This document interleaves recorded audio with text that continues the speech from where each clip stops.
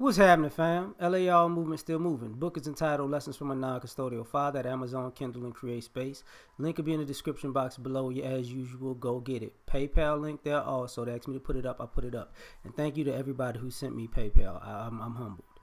This video is entitled, though, Black Male Mental and Physical Health. So, when it comes to our mind, when you're young, they try to break you mentally. And for some of us make it, some of us don't, because, you know, we have different interactions, upbringings, and situations in life. So part of our mental health starts from our childhood. And if you talk to most adults have issues that stem from their childhood. You can, the things that you can fix when you're an adult don't hurt you sometimes as much as the things that you faced as a child, because you can guard yourself and protect yourself as an adult. You really can't do that as a child. So that if something's broken, then it may stay broken. Now you can break an adult, that's true, but that takes an adverse, a really, really tough situation to do that. But the mental health part, where brothers got to realize, it starts in the home sometimes. And some of our mental problems stem from parents being belligerent or and not being disciplinarians.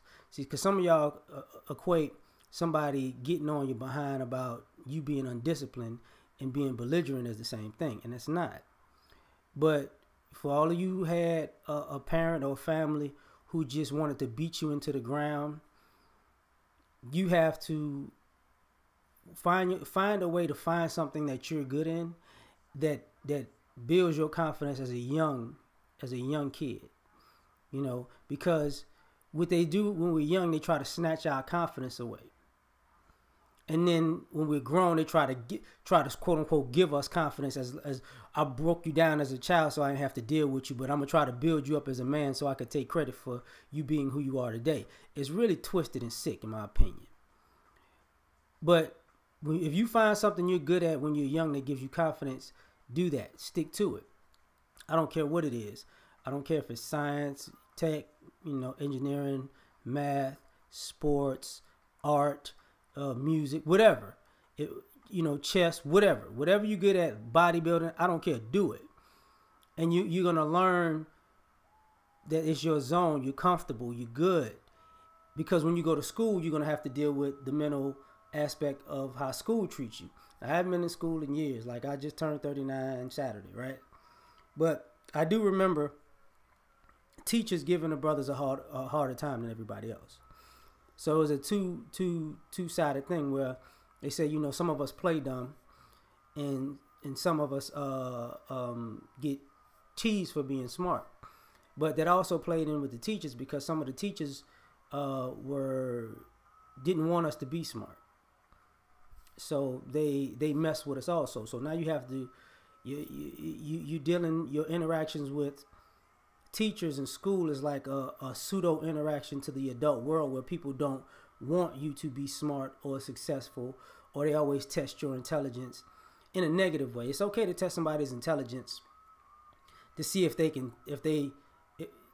difference between if you think you know or you really know.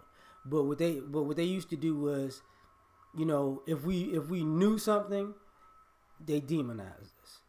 They really demonized us. And a lot of people mentally couldn't handle that. So the reason I talked about confidence earlier, because if the family doesn't break you, the school will try to, because it wants to make you unsure of yourself. See, everybody, other people are wind up being more confident because they mentally build them up, even if they're not that good. But if you are that good, they're going to mentally try to tear you down. So when you wind up being an adult, second guessing yourself and second guessing your abilities and your intellect and even your gut instincts, is because either your family or the school system spent this time tearing your mentality down, right? Same thing if you play sports. I talked about this with Gilbert Arenas, was talking about the coaches You know, good coaches let you go out there and try things and succeed and make mistakes and learn as you go. Bad coaches, the minute you make one mistake, they yank you out. So you never be good because you're too concerned about if you make one mistake, you're gone. Now, everybody else can make plenty of mistakes and they keep playing, but you got bad coaches in life that are like that, right? And I'm just using the coach as an analogy for sports, but in general, there's somebody who's older than you that if you make one mistake, they discard you, and then they put you back in when they need you. Like I used to watch a lot of football, and I think it's John Newcomb or Jim Newcomb. He was a football player for Nebraska, their best player. This was like 90s. But what they would do was they bench him the whole game, but when they need a big play, they throw him in the game. Best player. Every play was the best player, but we don't need you, Newcomb. We're down 14. Put Newcomb in the game. Go Newcomb. Go Newcomb. He got us back in the game. Put him on the bench. That's what they was doing. And this is what people do to us mentally, and we got to overcome that. So what winds up happening is if you have nothing you're confident in, and if you have something that you're confident in and you know people will beat you down and demonize you for it, don't bring that around those people. Hide that. If you got to keep it to yourself, keep it to yourself. You know, and just be confident in that little world. You know, don't let other people who are negative people involved in your positive world. Don't do it. I don't care what it is. You know what I'm saying? You might have to have a completely different set of family and friends in the positive world that you do in the negative world that's trying to get you mentally. So you understand that. The other thing, if you let somebody take your confidence, it's not just your confidence in that. See, a lot of times, a lot of us are unsure, and insecure, and slumped over, and have all these signs of being beat down, and you can't look at nobody in their eyes because they took your confidence about you being successful in life. And you got to ask yourself this, and I don't mean to be cold, but I mean to be cold. Look at the lives of the people who want you to be a loser. And if they losers, ignore them. Because as long as you keep doing what you're doing, you're going to wind up better than them in the long run. So that's another thing. And this happens as you grow into the world. You know, people try to, once you have self-confidence and standards and expectations and a good reputation, it puts other people on guard on the chopping block because you're forcing them to deal with their own inadequacies and their own incompetence. You know, and I'll speak of that on another occasion. But this keeps your mental health up. Now, physical health. Here's the thing. You have to learn your body. And what I mean by that is, you know, your body type. You have to know what it takes to have your body in optimal working condition. You have to know what you can eat and what you can't eat, when you can eat it and when you can't eat it. You have to schedule times for yourselves. You have to be regimented. And what I mean by that is, they always say breakfast was the most important meal of the day. You can't eat junk at night if you don't have a high metabolism. Okay? Work out in the morning before you go to work if you're an early bird. And if you're a late owl, work out when you get off of work.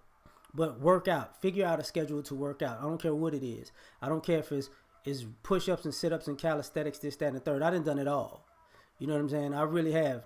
You know, the reason I can do 1,000 sit-ups like nothing and 1,000 push-ups like nothing is because I used to do it so much. And yes, I can still do it to this day.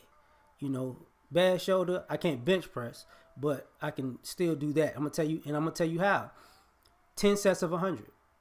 You just do them differently. That's all you got to do. And one set of 100 push-ups, one set of 100 sit-ups, one set of 100 push-ups, one set of 100 sit-ups. And you change the way you do it, right? That's if you're doing calisthenics.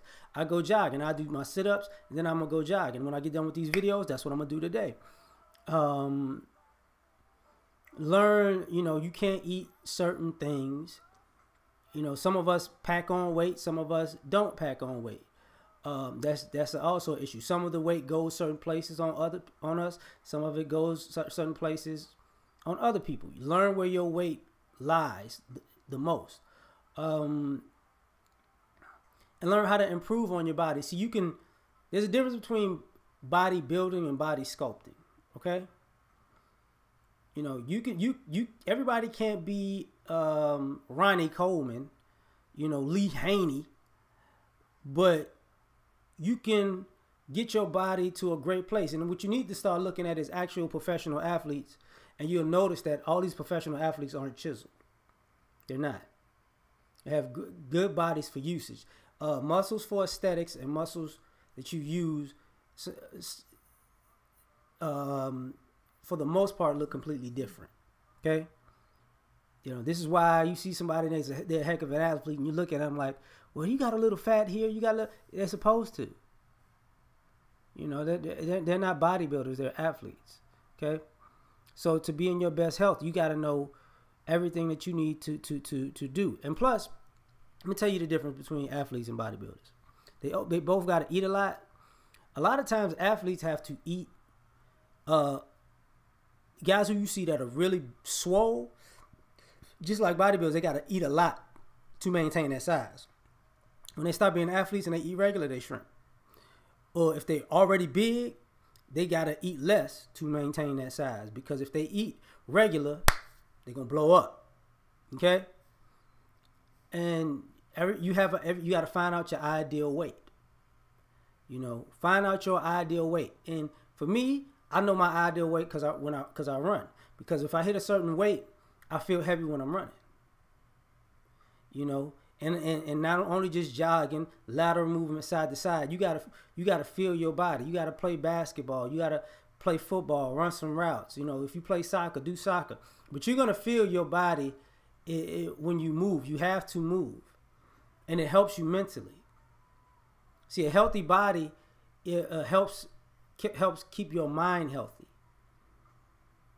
And some people forget that. So don't let people break you mentally, or find out what they did to you when you were young that you could work with and fix. And when you fix that, you fix your confidence as an adult. And for your body, you got to keep plugging away and keep looking as best you can, because you don't know when your moment's going to come. Some of them come early, some of them come late. Like I said, I'm 39. I feel great. And I've been through a lot of things. And mentally, I can handle it. So I hope this helps somebody. So I'm going to finish here because it's 13 minutes and it's probably getting too long. So let me know what you think. We out.